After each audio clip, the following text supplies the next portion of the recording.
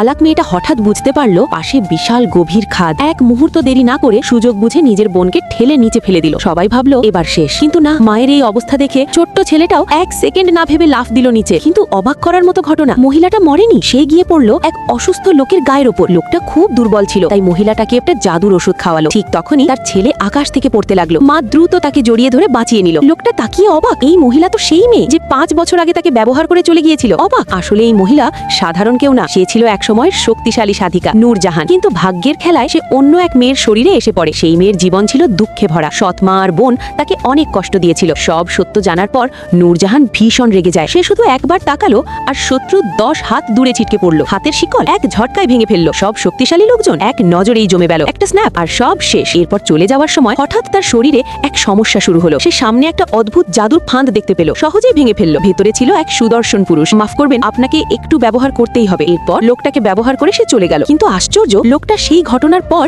আরো শক্তিশালী হয়ে গেল। সে খুঁজতে লাগলো সেই মহিলাকে। 5 বছর পর আবার দেখা, কিন্তু এবার মহিলা তাকে চিনতেই পারলো না। তার সাথে আছে এক ছোট্ট ছেলে। লোকটার মনে প্রশ্ন, এই ছেলেটা কার? সে অভিনয় করলো, নিজেকে ধনী ব্যবসায়ী হিসেবে পরিচয় দিল। ছেলেটার সাথে কথা বলে জানতে পারলো তার কোনো বাবা নেই। ঠিক তখনই সে দেখলো ছেলেটার হাতে একটা পুরনো ব্রেসলেট। এটা তো সেই জিনিস যেটা 5 বছর আগে মহিলা নিয়ে গিয়েছিল। অবাক, লোকটা কাঁপা গলায় জিজ্ঞেস করলো, তোমার বয়স কত? ছেলে বলল 3 বছর। 3 বছর 6 মাস। লোকটা হিসাব করে বুঝলো, অবাক, এই ছেলেটা তাহলে কি আমারই সন্তান?